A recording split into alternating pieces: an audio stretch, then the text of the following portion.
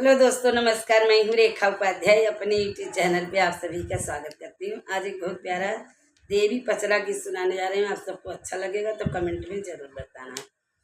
हमारे दुआरवा मैया गाना फूलवरिया ओ किसे ही बैठी ना मैया खेल गुना गुनावा किसे ही बैठी ना मैया खेल गुना गुनावा किसे ही बैठी ना खेलत खेलत टूटी गए पावा जनिया हो कि मनवारी ना मैया बैठी फूलवरिया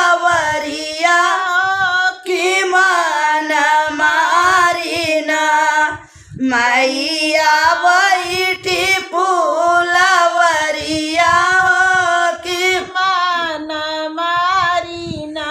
ई है पैजनिया माई के पावा के सिंगरवा ओ की काऊ पहिरी ना जाबे सेवका के नगरिया की काऊ पहिरी ना जाबे सेवका के नगरिया की काऊ पहिरी ना।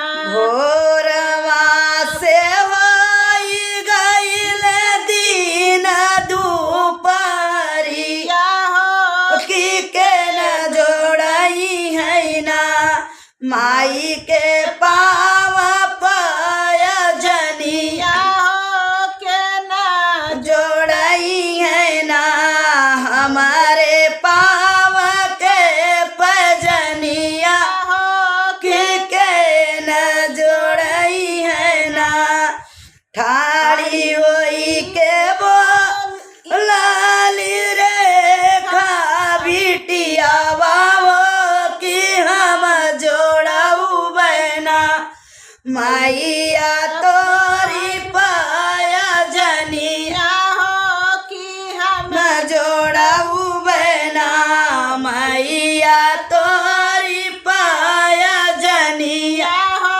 कि हम जोड़ऊ बहना हाली हाली सोनारा रे जोड़ी देऊ पजनिया कि उहे पहिरी के ना मैया मन मुसकैया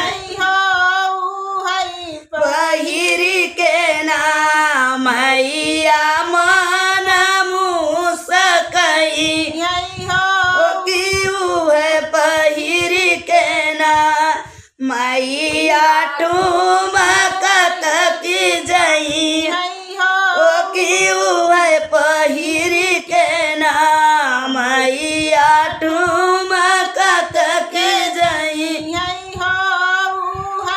पहिरी के ना। पावक पजनिया मैया पहिरी के ना जइबो कि मन मुस्काई ना मैया देलिया आशीर्वादवा कि मन मुस्काई ना झनकत चलली नगरिया कि मन मुस्काई ना जैसाई बेटी तुआ मैं जुड़वाई कि वही से भरई ना तोहर